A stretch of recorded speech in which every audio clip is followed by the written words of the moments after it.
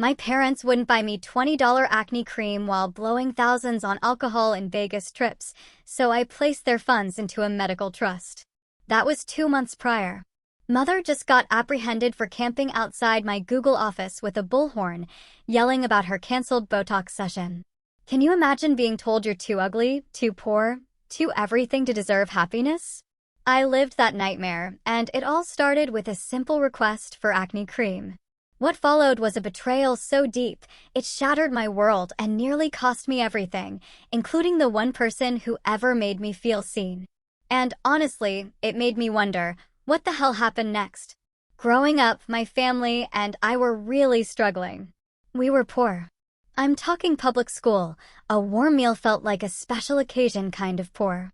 My parents, they'd always leave me behind when they went out to restaurants, muttering about how it cost too much to bring me along. And Christmas? Birthdays? Forget about presents like my friends got. The only exception was my birthday, when we'd get to go to either McDonald's or Chipotle. It was pathetic, but it was mine. This meant my social life was basically non-existent. My friends were off go-karting, hitting the arcades, filling their Instagrams with fun. And me?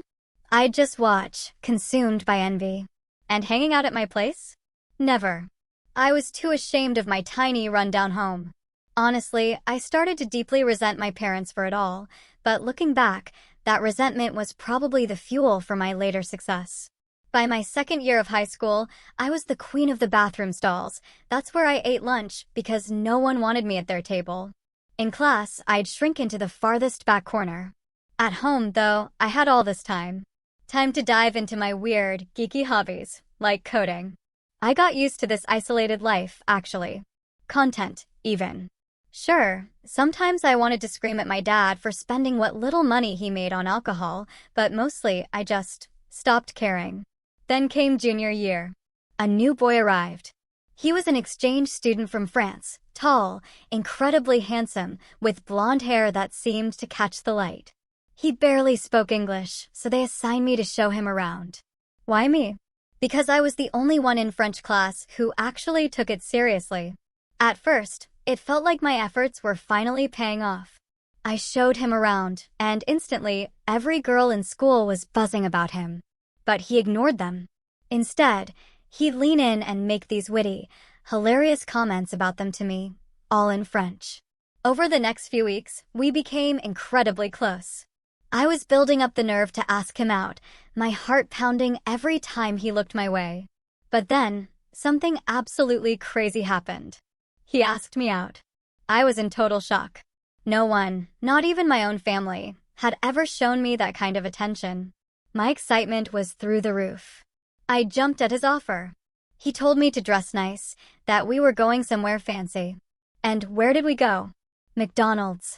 He was in a suit. I was in my nicest clothes, and it was the most hilariously perfect, dreamlike experience of my life.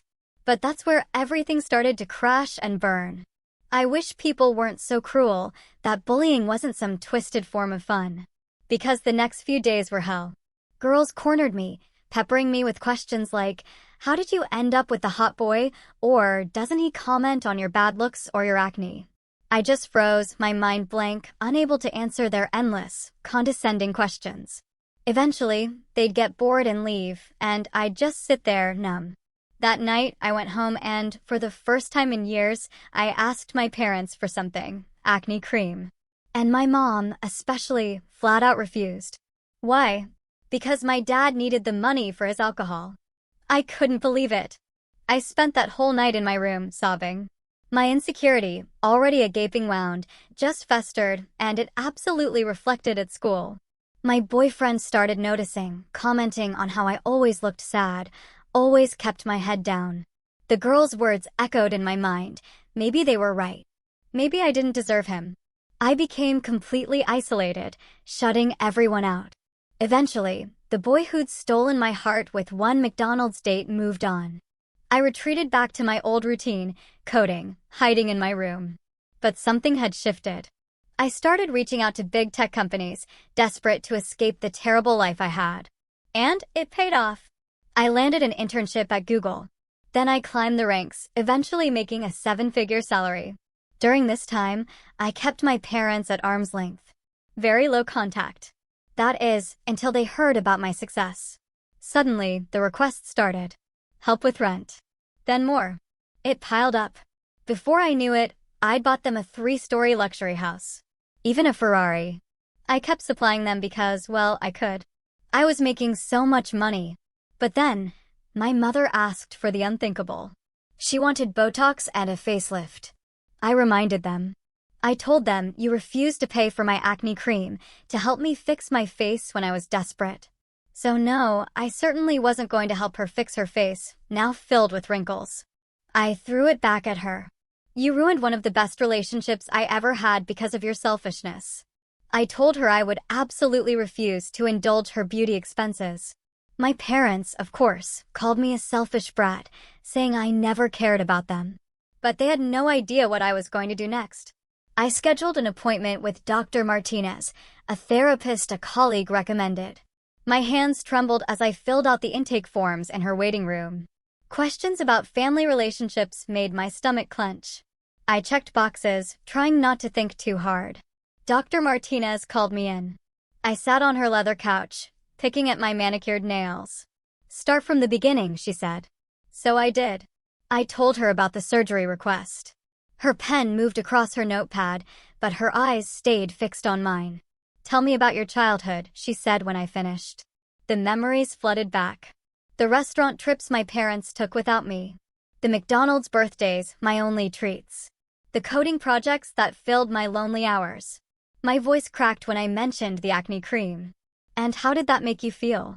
Dr. Martinez asked. I opened my mouth, but my phone buzzed. Mother again. This time, a text with a link to a plastic surgeon's website. The procedure costs were itemized. $35,000 for the facelift, $15,000 for the Botox and fillers. This is the doctor all my friends use. Very reputable, she'd added. I showed Dr. Martinez the message. She leaned forward. What do you notice about this request? I stared at the numbers. $50,000 for cosmetic surgery when $20 for acne medication had been too much. The session ended with homework. Write down every financial request my parents had made since I got the Google job. That night, I sat at my kitchen table, laptop open, creating a spreadsheet. The numbers exploded. Rent assistance that became a house purchase. Car repairs that morphed into a Ferrari. Grocery money that suddenly meant restaurant gift cards. My phone rang. Your mother's crying, Dad slurred, the familiar clinking of ice in a glass echoing through the speaker. After everything we sacrificed for you, this is how you repay us? I hung up. The next morning, I woke to 17 missed calls and a Facebook notification. Mother had tagged me. Some children forget where they came from. We gave up everything for our daughter, and now she won't even help with necessary medical procedures. Aging is hard enough without ungrateful children. My aunt had already commented, Linda, you're such a good mother. She should be ashamed. I screenshot the post and sent it to Dr. Martinez, asking if we could move up our next appointment. During lunch at work, I got another call, this time from my cousin Gabrielle. Sarah, I saw your mom's post, she said, her voice careful. Look, I need to tell you something. When we were kids, my mom used to lend your parents money. They always had some excuse about being broke, but then we'd see them at the casino the next week. My hand tightened on my phone. What? Yeah. And remember when you couldn't go on that school trip to Washington, D.C.? Your parents told everyone they couldn't afford it. But that same month, they went to Vegas for their anniversary. After we hung up, I sat in my office, staring at my dual monitors. Lines of code blurred as tears welled in my eyes. All those years wearing the same clothes until they fell apart. All those nights going to bed hungry. All those school events I'd missed. It was all a lie. That evening, I called my parents. Mother answered on the first ring. Finally coming to your senses, she purred. I'll meet you for dinner tomorrow, I said. Pick the restaurant. She chose Lerna Dan, one of the most expensive places in the city. Of course, she did. I arrived early, nursing a glass of water at the bar. They walked in 20 minutes late. Mother was in a new designer dress I recognized from Nordstrom's window. Dad's face was already flushed, probably from pre-dinner drinks. We sat at a corner table. Mother immediately launched into the surgery, pulling out printed pages from the surgeon's website. Other diners glanced our way as her voice carried. "I've already scheduled the consultation," she announced.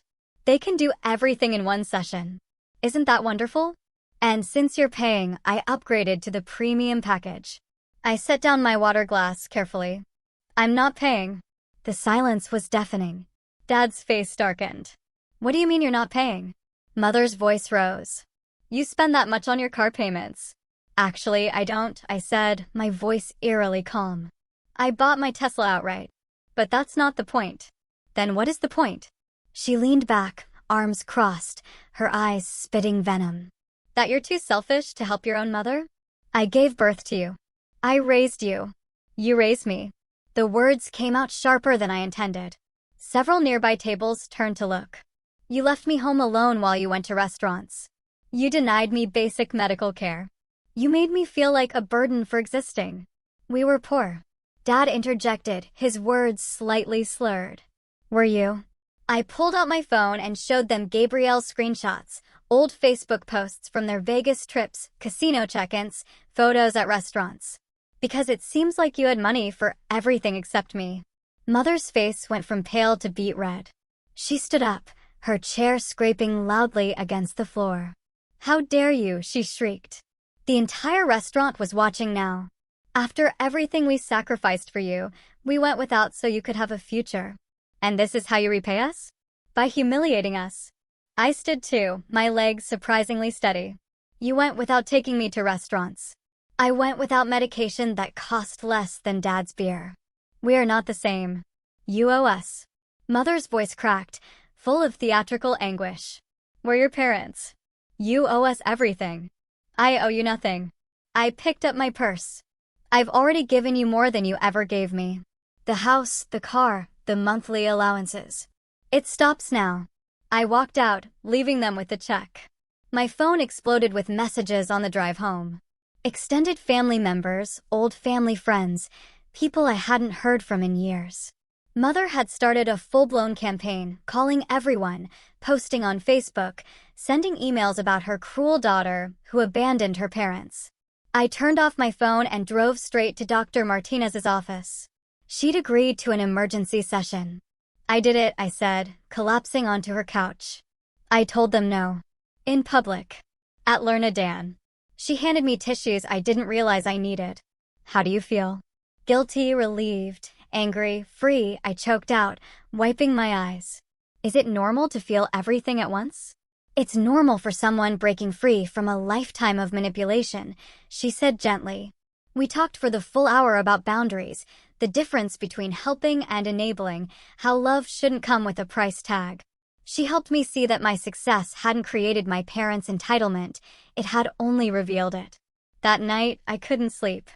I found myself at my computer, not coding, but searching.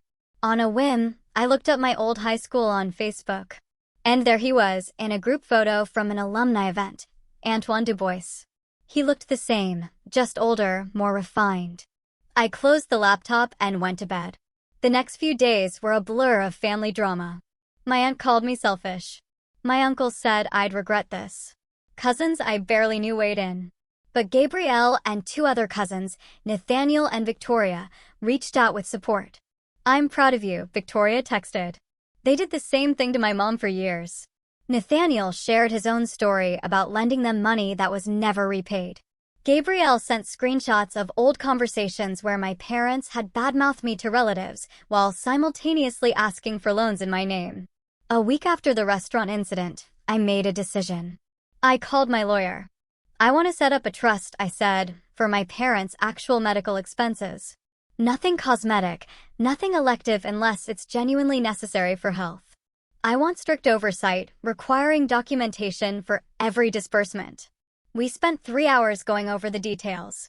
The trust would cover Medicare gaps, prescription medications, necessary procedures. It would pay for a modest apartment if they lost the house I bought them. But no cash disbursements. No luxury items. No cosmetic procedures. I had the papers drawn up and sent to my parents via certified mail. Mother called immediately. A trust? You're treating us like children. I'm treating you like people who've proven they can't be trusted with money, I said, my voice steady. This is that therapist, isn't she? Mother's voice was venomous. Filling your head with lies, turning you against us. No, Mother, I said, firmly. This is me finally seeing clearly. She hung up. That evening, I sat in my home office, looking out at the city lights. My laptop was open to LinkedIn. Antoine's profile was on the screen.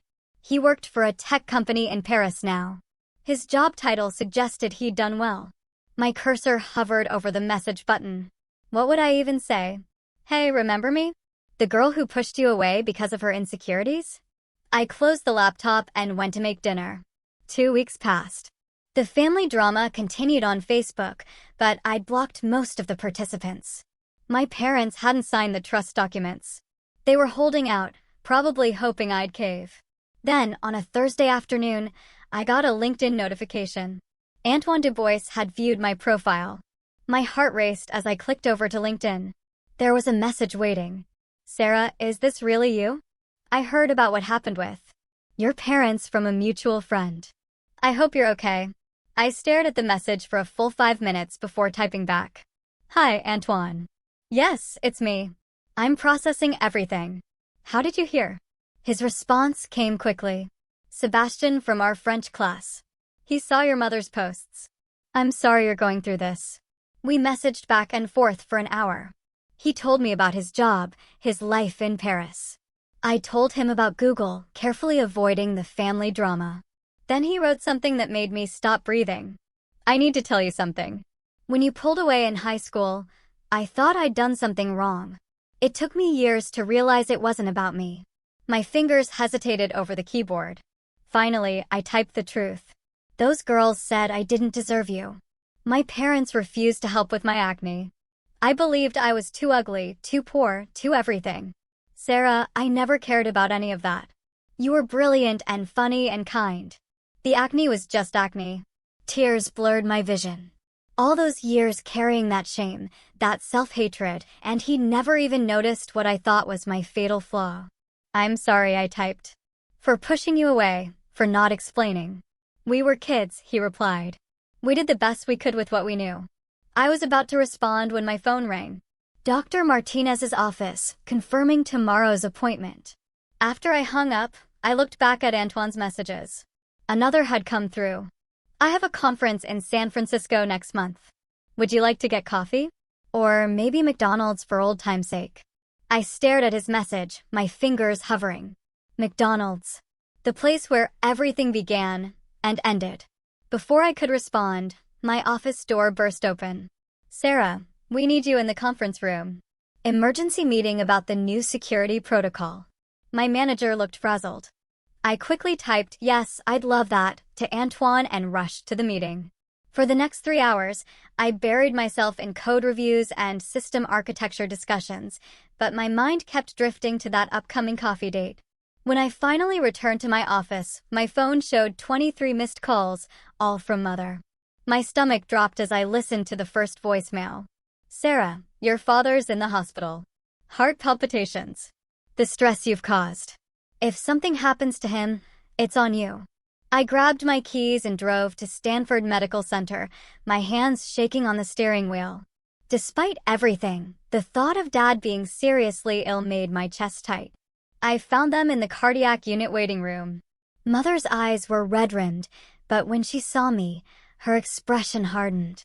Finally decided to show up, she said, loud enough for other families to hear. Dad was sitting up in bed when I entered his room, looking more annoyed than ill. The heart monitor showed steady rhythms. The doctor says it's stress-related, he said, not meeting my eyes. My blood pressure has been high since you cut us off. I sat in the visitor's chair, studying his face. Color was good. No signs of distress. The familiar smell of alcohol lingered despite the hospital setting. What did the tests show? I asked. Elevated blood pressure. They want to keep me overnight for observation. He finally looked at me. Your mother's surgery consultation is next week. She's been so upset about your selfishness that she can barely sleep. The manipulation was so transparent, it almost made me laugh. Almost. Instead, I stood up. I'm glad you're okay, Dad. Let me know if the tests show anything serious. Mother followed me into the hallway. That's it? You're just leaving? Your father could die. The doctor said it's stress-related high blood pressure, not a heart attack, I said calmly. Maybe if he cut back on the drinking. Don't you dare blame this on him. Her voice echoed off the hospital walls. This is your fault. All that money you're hoarding while we suffer. A nurse approached us. Ma'am, I need to ask you to keep your voice down. This is a cardiac unit. Mother glared at her, then at me. Fine. But don't come crying to me when he's gone, and you have to live with the guilt. I left the hospital feeling drained. Back home, I found myself scrolling through old photos on my laptop. There were so few from my childhood. Most were school pictures, my forced smile not quite reaching my eyes. Then I found one from sophomore year. A group photo from French class. Antoine was in the back row, and I was 2 people away, looking at him instead of the camera. My phone buzzed. A text from Gabrielle. Saw your mom's latest Facebook post about your dad being hospitalized because of your cruelty. Just FYI, my mom saw them at the casino last Tuesday. He seemed fine then. I screenshot the message and added it to my growing folder of evidence. Not for any legal purpose, just for my own sanity when the guilt crept in. The next morning, I woke to find a GoFundMe link circulating on Facebook. Mother had created a fundraiser for Dad's emergency medical expenses and Linda's necessary surgery. The description painted me as a heartless daughter who abandoned her parents in their time of need despite having millions. The goal was set at $75,000. My phone rang. Dr. Martinez. I don't usually call patients between sessions, she said. But a colleague showed me your mother's fundraiser. How are you handling this? I'm not sure, I admitted. Part of me wants to expose all their lies. Show everyone the receipts, the casino photos, everything. But that feels petty. What would exposing them accomplish? She asked. I thought about it. Maybe people would stop judging me. Stop believing I'm this horrible daughter. And is their opinion worth your peace of mind? After we hung up, I sat with that question. Did I really care what distant relatives and family friends thought? Or was I still that teenager, desperate for approval, eating lunch in bathroom stalls? My work suffered that week. I missed a deadline for the first time in 3 years. My manager pulled me aside. Sarah, is everything okay? This isn't like you. I gave him a vague explanation about family issues. He nodded sympathetically and gave me the rest of the day off.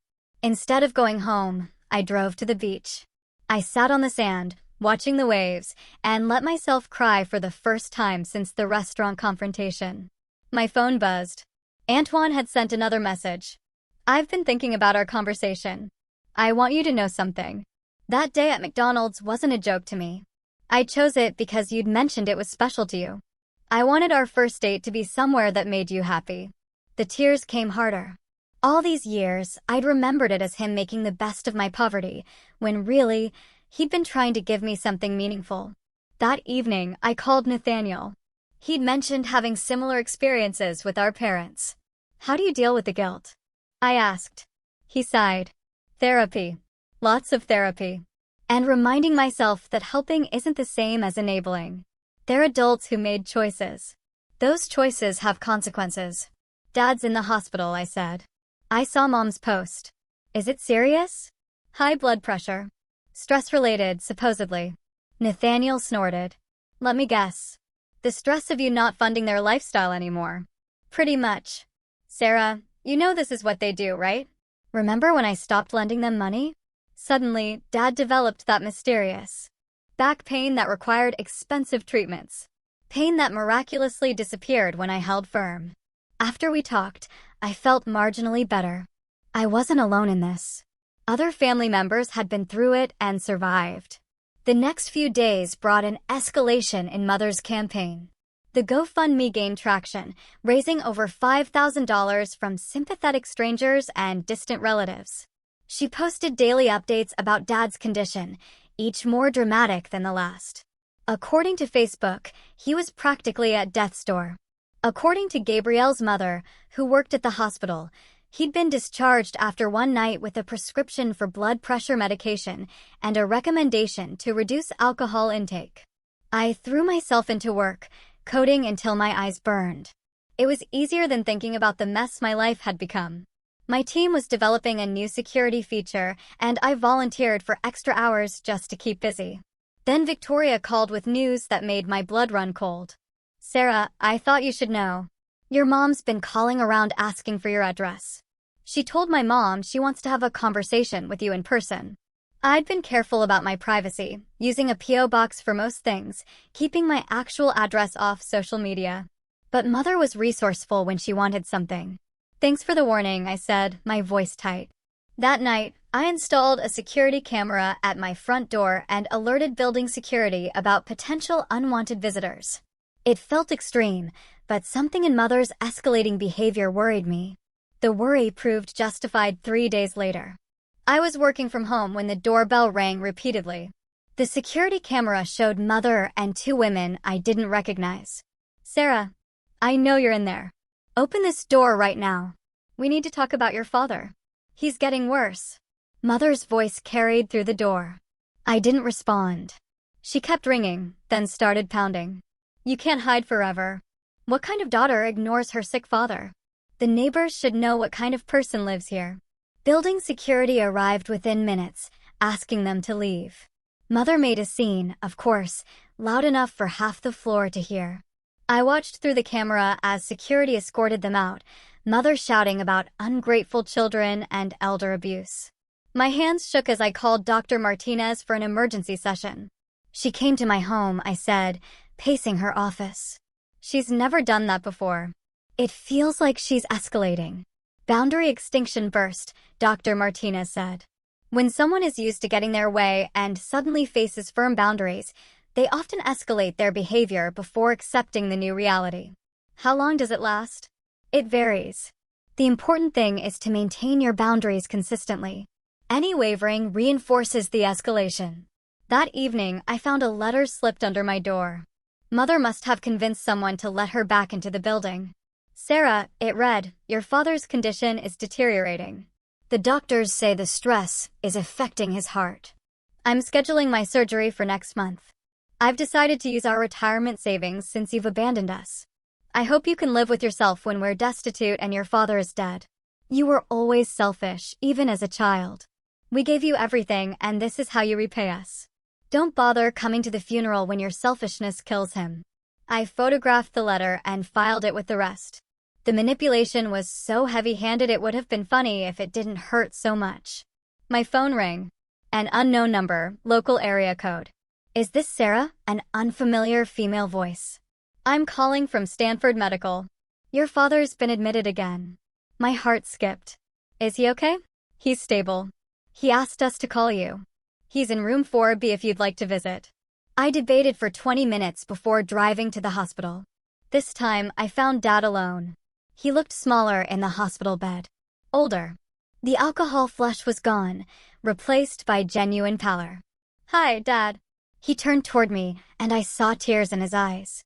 In all my 29 years, I'd never seen him cry. "Sarah, you came." I sat down cautiously. "What happened?"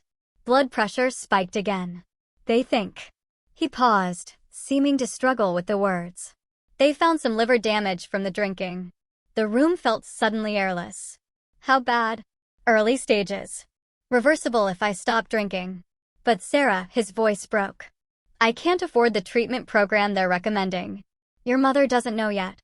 "I haven't told her." I stared at him, processing. Was this real? Or another manipulation? The tears seemed genuine. But I'd been fooled before. "The Trust One setup covers necessary medical treatment," I said carefully. His face crumpled. "I know I haven't been a good father. I know we hurt you, but I'm scared, Sarah. I don't want to die." I left the hospital with my thoughts churning. I called Gabrielle from the parking lot. "He seemed genuinely scared," I told her. "But I can't tell if it's real or just another tactic." "Can you verify with the doctors?" she suggested. "Medical privacy laws. He'd have to give permission." "Then ask him to. If it's real, he'll agree. If it's manipulation, he'll make excuses." The next morning, I returned to the hospital with forms for medical information release. Dad signed them without hesitation, his hands shaking slightly. I want to get better, he said. I've wasted so much time, so much money. Your mother, she doesn't understand. She thinks I can just cut back. Dr. Patterson, his hepatologist, confirmed the diagnosis. Early-stage cirrhosis, treatable with immediate cessation of alcohol and proper medical support. The recommended treatment program was expensive, but covered under the trust's medical provisions. I authorized the payment that afternoon. Mother called within hours, screaming about me controlling their medical decisions, infantilizing them with the trust. I let her rant, then hung up. The family Facebook drama exploded. Mother posted about how I was keeping Dad from getting proper treatment by controlling their money. The irony of her complaining while I was actively paying for his treatment wasn't lost on me. Then came a post that made me see red. Some children wait until it's too late to help their parents. My husband is fighting for his life while our daughter counts her millions. I'm canceling my surgery consultation to focus on him. His health is more important than my appearance, unlike our daughter's priorities. The comments poured in, praising her selflessness, condemning my cruelty. One caught my eye from someone named Lee, who donated to the GoFundMe. This is heartbreaking. No parent should have to choose between their health and their spouse's. Sarah, if you're reading this, shame on you. I closed Facebook and opened my coding environment. For 3 hours, I lost myself in algorithms and data structures, finding peace in problems that had clear solutions. My phone buzzed. Antoine again. I saw the posts. Your cousin Sebastian showed me. I'm sorry you're dealing with this. Family shouldn't be this hard. It's getting worse, I typed back. I'm paying for my dad's treatment, but my mom's spinning it as me withholding help. I don't know how to make it stop. You can't control her narrative. You can only control your actions. And from what I see, you're doing the right thing. Am I? Sometimes I feel like the villain in my own story. The villain wouldn't be paying for medical treatment. The villain wouldn't have spent years supporting parents who neglected her. You're not the villain, Sarah. You're just tired of being the victim. His words hit deep. I stared at the screen, unable to respond for several minutes. Thank you, I finally typed. I needed to hear that. 3 weeks until San Francisco. I'm looking forward to seeing who you've become. That night, I couldn't code, couldn't focus on anything. I found myself going through old photos again, this time from college. I looked happier there, freed from high school's social pressures. But even then, there was something held back in my smile. Some part of me still believing I wasn't enough. My doorbell rang at 10 p.m. The security camera showed Victoria. Sorry for dropping by so late, she said when I let her in. But I thought you should hear this in person. She sat on my couch, looking uncomfortable. Your mom came to my mother's house today. She was unhinged, Sarah.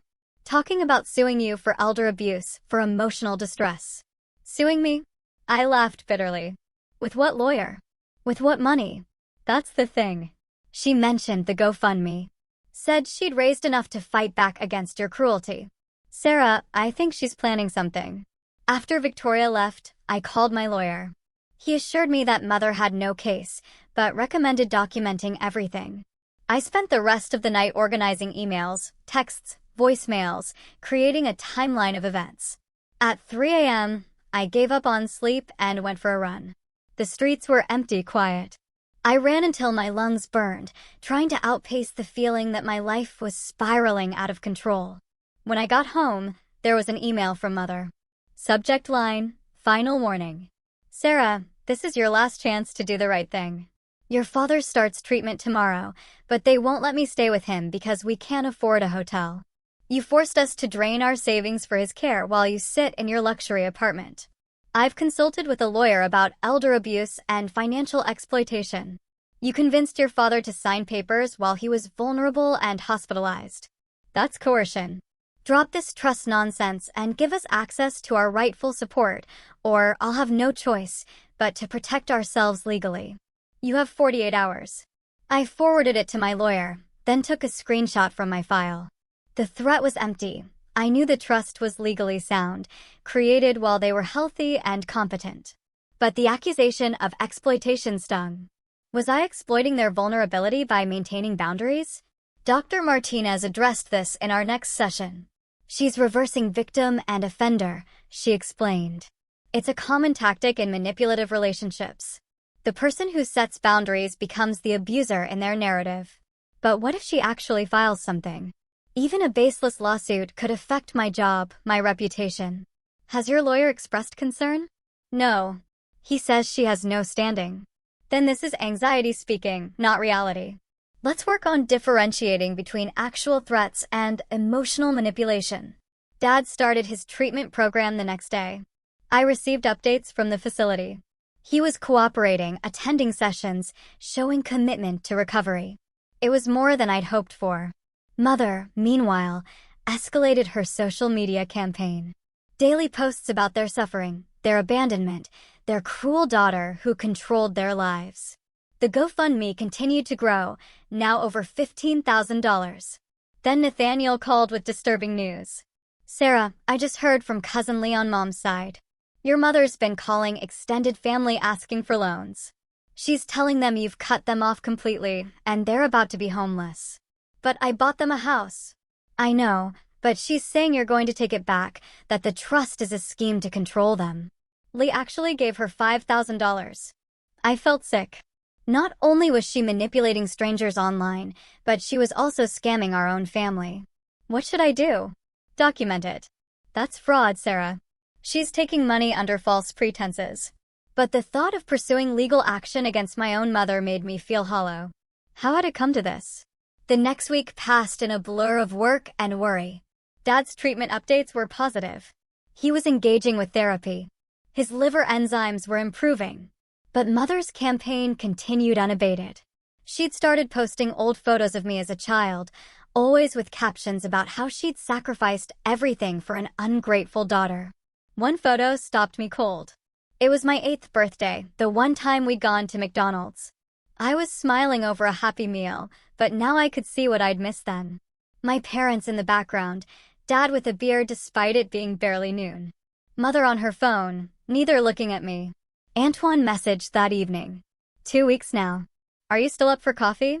Yes, I typed, then added, fair warning, my life is a disaster right now. Life is messy. That's what makes it interesting. Besides, I remember a girl who could find humor in anything, even a fancy date at McDonald's. I smiled despite everything. That girl might be a little buried under corporate success and family drama. Then maybe it's time to dig her out. The day before Dad was scheduled to complete his initial treatment, I got a call from the facility. He wanted to see me. I found him in the common area, looking clearer than he had in years. The bloat was gone, his eyes focused. Sarah, he said, standing to hug me. I couldn't remember the last time he'd hugged me. We sat in plastic chairs overlooking a small garden. I need to tell you something, he began. About the money, about your childhood. I waited. We weren't as poor as we said. I mean, we weren't rich, but there was money. Disability payments. Tax refunds. Your uncle left me a small inheritance when you were 10. He stared at his hands. I drank it, gambled some. Your mother, she had her own vices. Shopping mostly. Keeping up appearances with her friends. Why tell me now? Because I'm tired of lies. The counselor here, she says accountability is part of recovery. He looked at me then. Really looked at me. We failed you, Sarah. Not because we were poor, but because we were selfish. And we're still being selfish. Dad, your mother doesn't know I'm telling you this. She still believes our version of events. Or maybe she's convinced herself it's true. But you deserved better. You deserved parents who put you first. I left the facility feeling raw, exposed. The admission I'd waited years to hear didn't bring the satisfaction I'd expected, just sadness for the childhood that could have been. That night, I video called Victoria and Gabrielle. We'd grown closer through this ordeal, bonded by shared experiences with our parents. He admitted it, I told them. All of it. The money they had, the choices they made. How do you feel? Gabrielle asked. Empty, validated, angry. All of it at once. That's normal, Victoria said. When my dad finally admitted his gambling problem, I thought I'd feel vindicated. Instead, I just felt sad for all the time we'd lost. We talked for hours, sharing stories, finding dark humor in our dysfunctional family. It helped knowing I wasn't alone. The next morning brought a new crisis. Mother had been evicted from the house I'd bought them. Not by me, but by the HOA for violating multiple community guidelines. Apparently, she'd been running some kind of business out of the garage, and the neighbors had complained about the constant traffic. She called me, screaming about homelessness, about abandonment, about elderly abuse. I reminded her that the trust would cover a modest apartment. Modest? She shrieked. I'm not living in some cheap apartment like common trash. Then I guess you'll need to figure out alternative arrangements, I said. She hung up on me. Within hours, the Facebook posts started. Photos of her packing, captions about being thrown out on the street by her heartless daughter. The GoFundMe goal increased to $100,000 for emergency housing and legal fees. My phone rang. The facility. Dad was being discharged and needed somewhere to go. He can't go back to your mother, the counselor said. Not if he wants to maintain sobriety. Is there anywhere else? I made a decision that surprised me. He can stay in my guest room temporarily while he figures things out. Dad moved in that afternoon with one suitcase and a garbage bag of belongings. He looked around my apartment with something like awe. This is nice, he said quietly. You did good, Sarah. Thanks. Your mother's going to lose it when she finds out. Probably. He sat on the couch, looking small and lost. I don't know how to live without her. Even with everything, 40 years is a long time. You'll figure it out, I said, hoping it was true. That evening, while Dad attended an AA meeting, I finally responded to Antoine's latest message. Coffee sounds perfect, but I should warn you. My dad's currently living in my guest room. My mother's trying to sue me, and I'm apparently the villain of the family narrative. Sounds like you need that coffee more than ever. Besides, I have my own family drama to share. We can compare notes. I found myself actually looking forward to it. A normal conversation with someone who knew me before all this mess. Mother discovered Dad's location within 2 days. She showed up at my building, but security turned her away. The resulting Facebook Live video went viral in our extended family network. Her, crying outside my mansion, it was a nice building, but hardly a mansion, begging to see her husband, painting me as the destroyer of marriages. You turned him against me, she screamed at the camera. 37 years of marriage, and you poisoned him against me. What kind of daughter destroys her parents' marriage? The comments were split this time. Some supported her, but others began questioning the narrative. One cousin pointed out that if I was so evil, why was I paying for Dad's treatment? Dr. Martinez helped me process the guilt in our next session. You didn't destroy their marriage, she said firmly. Their choices did that. You simply stopped enabling those choices. But if I hadn't set boundaries, then your father would still be drinking himself to death while your mother spent money they didn't have. Is that a better outcome? Dad, meanwhile, was thriving. He attended meetings daily, got a part-time job at a hardware store, and started cooking, something I'd never seen him do. We developed an odd but comfortable routine. He cooked dinner. I handled the dishes. We watched TV together, but didn't talk much. It was more companionship than we'd had my entire childhood. One evening, he surprised me. I've been thinking about that boy. The French one. I looked up from my laptop. Antoine. I remember when you were dating him. You smiled more. Then suddenly, you didn't. And we never asked why. I did ask for help with my skin. Mom said no. He winced. I remember. I'm sorry, Sarah. For so many things. He messaged me recently. We're having coffee next week. Dad smiled. A real smile, not the alcohol fuzzy grins I remembered. Good. You deserve to smile again. The week before Antoine's visit passed quickly. Work was intense.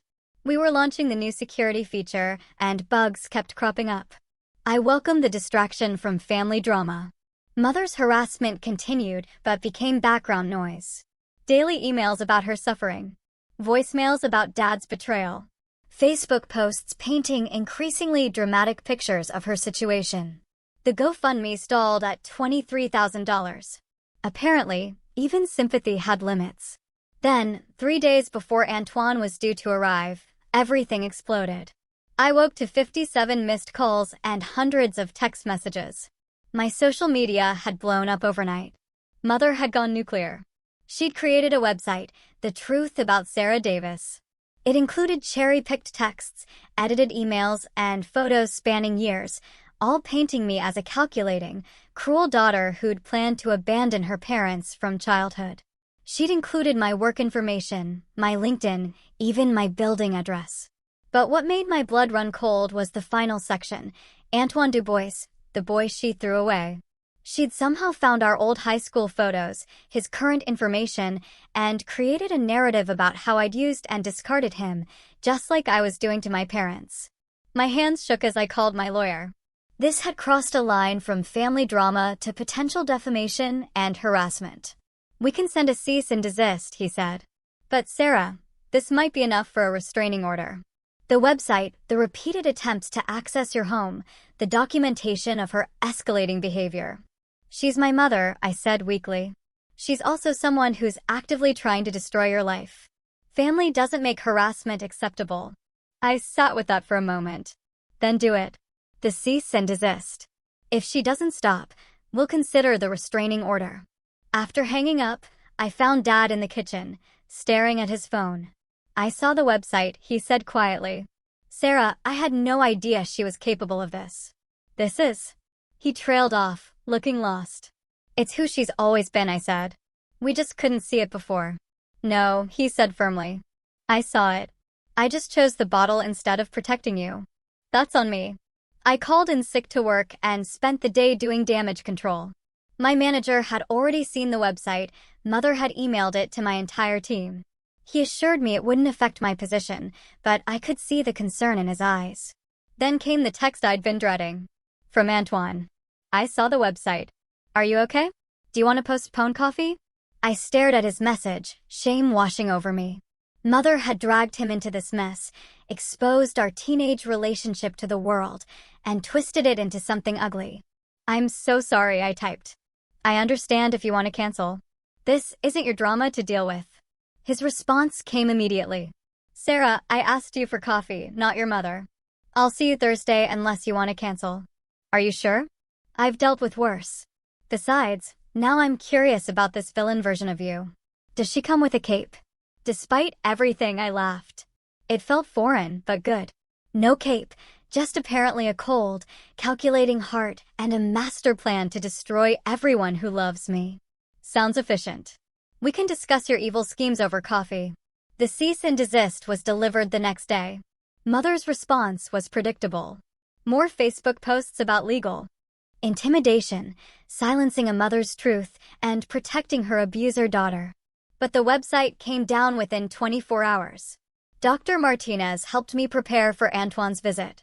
"This is someone who knew you before all the success, before the family drama." "How does that feel?" "Terrifying," I admitted. What if he sees that I haven't really changed?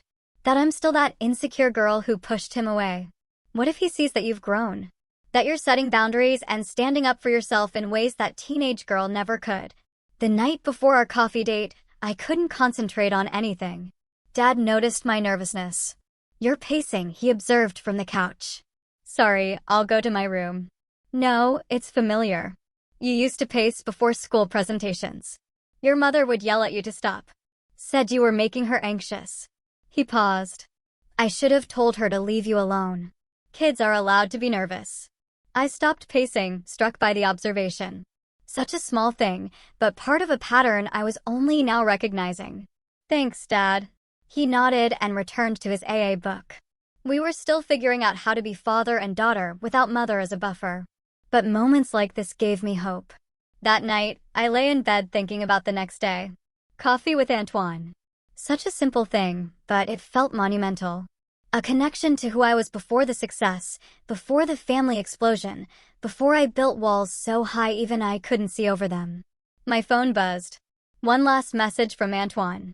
"Looking forward to tomorrow." And Sarah, that girl who was brave enough to show a confused French kid around school? She's still in there. "See you soon." I fell asleep holding on to those words, hoping they were true. The morning of the coffee date, I woke at 5 a.m. with my stomach in knots. Dad was already in the kitchen making coffee. "Couldn't sleep either?" he asked. I shook my head and accepted the mug he offered. We stood at the counter in comfortable silence until he spoke again. I've been thinking about what to do next. Found a sober living facility that takes insurance.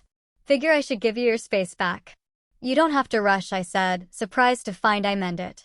I know, but I need to learn to stand on my own feet. Can't hide from your mother forever. My phone buzzed. A text from Mother. I know he's there. A wife always knows. You've stolen my husband and destroyed my life. I hope you're happy. I showed Dad the message. He sighed deeply. 40 years, he said. 40 years of this, and I never saw it clearly until now.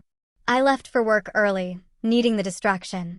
My team was in the final stages of the security launch, and I buried myself in debugging code. But concentration was impossible. Every few minutes, I checked the time, calculating how many hours until I'd see Antoine. At lunch, Victoria called. Just wanted to check in before your coffee date. How are you feeling? Like I might throw up, I admitted. That's normal. Remember, he reached out to you. He saw that disaster of a website and still wants to meet. That says something. After we hung up, I tried to focus on work again, but my manager noticed my distraction. Sarah, why don't you take the afternoon off? You've been putting in crazy hours lately. I gratefully accepted and went home to change clothes. I tried on 6 different outfits before settling on jeans and a simple blouse. Nothing too formal, nothing too casual. Just normal. Dad was reading in the living room when I emerged. You look nice, he said. Like yourself. Thanks. I grabbed my keys, then paused.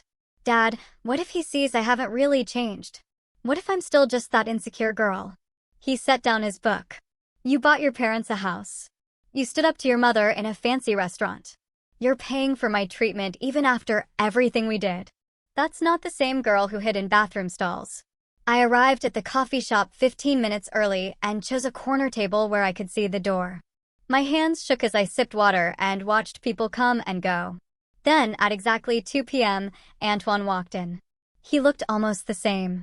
Older, yes, but still with that easy confidence that had drawn me to him in high school. When he spotted me, his face broke into a warm smile. Sarah, he said, sitting across from me. It's really good to see you. You, too, I managed, my voice steadier than I felt. We ordered coffee. Just regular coffee. Nothing fancy. And for a moment, neither of us spoke. Then he leaned forward slightly. So, should we address the elephant in the room? Your mother's creative writing project. I nearly choked on my coffee. You mean her masterpiece of fiction? I particularly enjoyed the part where I apparently planned to abandon my parents from age 6. Very forward-thinking for a first grader. The tension broke, and I found myself laughing. Really laughing for the first time in weeks. We spent the next hour talking about everything except my family drama. He told me about his work in Paris, developing sustainable technology. I told him about my projects at Google. It felt surprisingly normal, like the years had compressed, and we were just 2 nerds talking about code. Then his expression grew serious. Can I ask you something? When you pulled away in high school, I always wondered, was it something I did? I sat down my cup carefully. No, it was never you. Some girls said I didn't deserve you. They made comments about my appearance, my acne, and when I asked my parents for help with medication, they said no. I believed I was too ugly, too poor, too everything for someone like you. He was quiet for a moment. I need to tell you something. That McDonald's date, I spent hours planning it. You'd mentioned it was the only place your parents took you for birthdays, that it was special. I wanted our first date to be somewhere that made you happy, not somewhere that made you feel less than. My eyes burned with unshed tears. All these years, I'd remembered it wrong. I'm sorry, I said, for pushing you away, for not explaining. We were 17, he said gently. 17-year-olds aren't known for their communication skills. My phone buzzed. Mother again. I glanced at it and quickly turned it face down, but not before Antoine noticed. Still escalating always? She's moved on to telling people I've kidnapped my father. How's he doing? I found myself telling him about Dad's recovery, his admission about their finances, his decision to find sober living. Antoine listened without judgment, occasionally asking questions. It sounds like he's trying, he said finally. Yeah, it's complicated. 40 years of damage doesn't just disappear. No, he agreed. But the fact that he's trying counts for something. We talked for another hour. The conversation flowing easily. He showed me photos from his travels, his work projects. I told him about the trust I'd set up, the boundaries I was learning to maintain. Dr. Martinez, my therapist, says I'm breaking generational patterns, I said.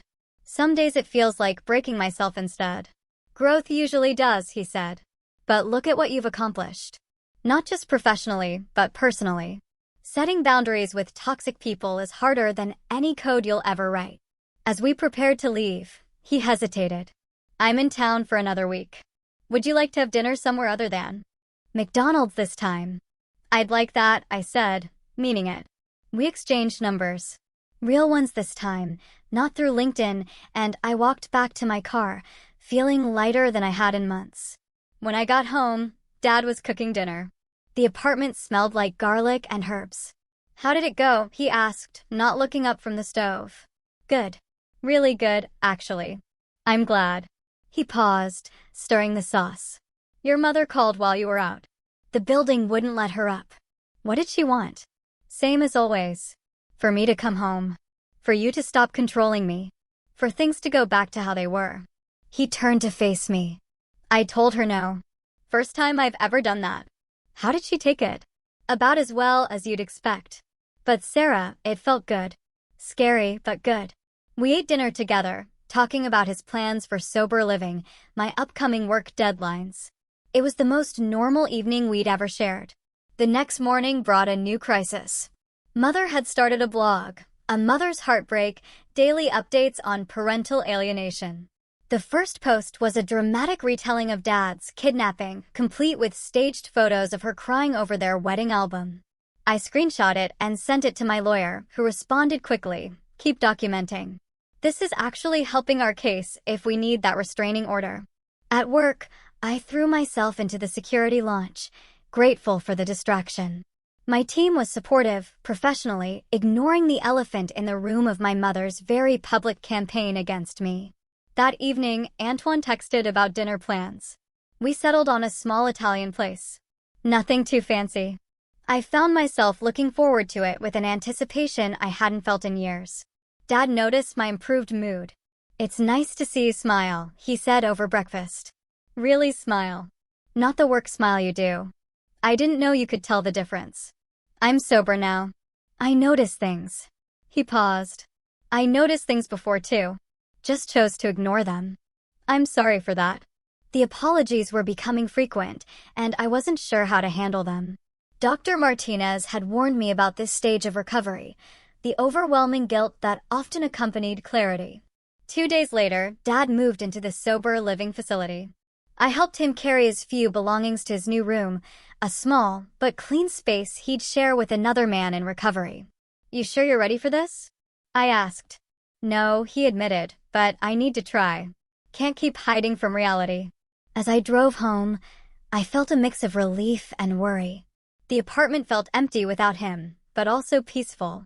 For the first time in weeks, I had my space back. That night was my dinner with Antoine. I arrived to find him already there, looking relaxed in jeans and a button-down shirt. You look happy, he said as I sat down. My dad moved into sober living today. It's a big step for both of you, he observed. Dinner was easy, comfortable. We talked about technology, travel, books we'd read. He told me about his failed relationships. I told him about my workaholic tendencies. It felt honest, real, in a way my teenage self could never have managed. Can I ask you something? I said as we shared dessert. Why did you really reach out? After seeing that website, most people would have run. He considered this. Because I remembered the girl who helped me navigate American high school, who laughed at my terrible English jokes, who was brilliant and kind and had no idea how special she was. He paused. And because I've learned that the best people often come from the hardest circumstances. My phone buzzed. Another text from Mother. This time, I didn't even look. You can check it, Antoine said. I understand complicated families. No, I said firmly. I'm done letting her interrupt my life. He smiled. Good for you. After dinner, we walked through the city, talking about everything and nothing. When we reached my car, he hesitated. I'd like to see you again before I leave. If you want. I want, I said simply. The next few days passed in a blur of work and cautious happiness. The security launch went smoothly. My team celebrating with champagne I couldn't quite bring myself to enjoy. Mother's campaign continued online, but it felt distant now, like noise from another room. Dad called from the facility, sounding clearer each time. He was attending meetings, making friends, even starting to talk about finding his own apartment eventually. Your mother showed up here yesterday, he told me during one call. Made a scene in the parking lot. They had to call the police. Are you okay? Yeah, it was illuminating seeing her behavior from the outside. How did I not see it for 40 years? Love makes us blind sometimes, I said, surprising myself with the compassion in my voice. Antoine and I met twice more before his conference ended. Once for lunch near my office. Once for a walk through Golden Gate Park. Each time felt easier, more natural. I have a confession, he said during our park walk. I looked you up years ago when Facebook first became popular, but you had such strict privacy settings, I couldn't see anything. Self-preservation, I admitted. I didn't want people from high school finding me. I understand, but I'm glad we found each other now. On his last night in town, we had dinner at a rooftop restaurant with views of the bay. The conversation turned more serious. What happens now? I asked. You live in Paris. I live here. I don't know, he said honestly. But I'd like to find out if you're willing. I'm willing, I said. But I need you to know my life is complicated right now. My mother isn't going to stop her campaign anytime soon. My dad's in recovery. I'm in therapy working through decades of issues. Sarah, he said gently. I'm not looking for perfect. I'm looking for real. And this is real. The next morning, I drove him to the airport. We kissed goodbye at the departure gate. A soft, sweet kiss that felt like a beginning rather than an ending. I'll call you when I land, he promised. I'll answer, I promised back. Driving home, I felt a strange mix of emotions. Hope, fear, excitement, worry, all tangled together. My phone rang through the car speakers. Dr. Martinez, confirming our next appointment. Back at my apartment, I found a letter slipped under my door. Dad's handwriting. Sarah, it read. I wanted to put this in writing. Thank you for saving my life. Not just with the treatment, but with your boundaries. Seeing you stand up to us showed me what self-respect looks like. I'm proud of who you've become. Not because of your success, but because of your strength. Love, Dad. I sat on my couch, holding the letter, and cried. Not the desperate tears of recent weeks, but something cleaner. Cathartic. My phone buzzed. A text from Antoine. Boarding now.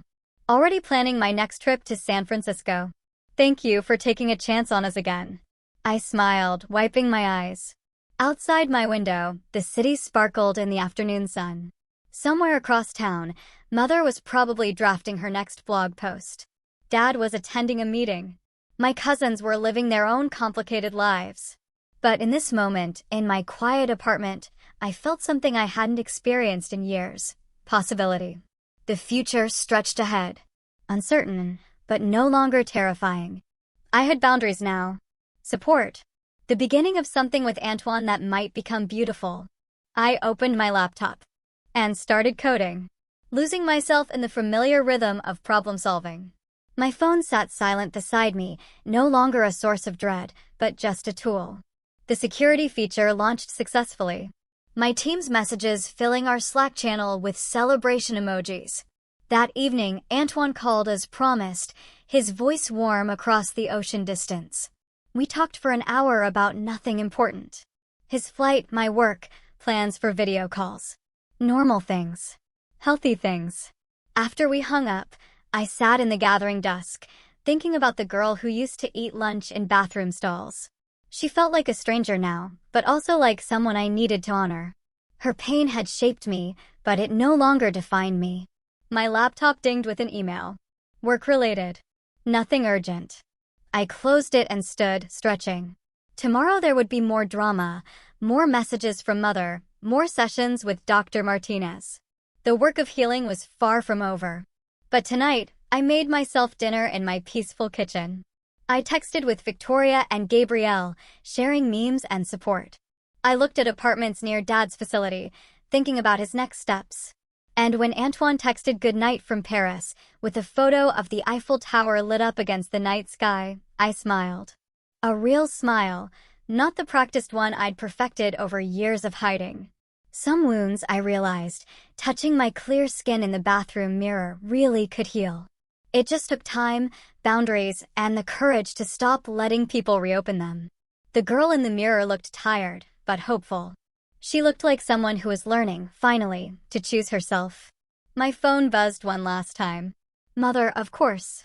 This time, I didn't even read it. I silenced the phone and went to bed, falling asleep to the sound of the city outside my window and the quiet promise of a new day. I've shared a lot with you, and it feels incredibly vulnerable. But I'm curious, what would you have done in my place? Have you ever had to choose between your family and your peace?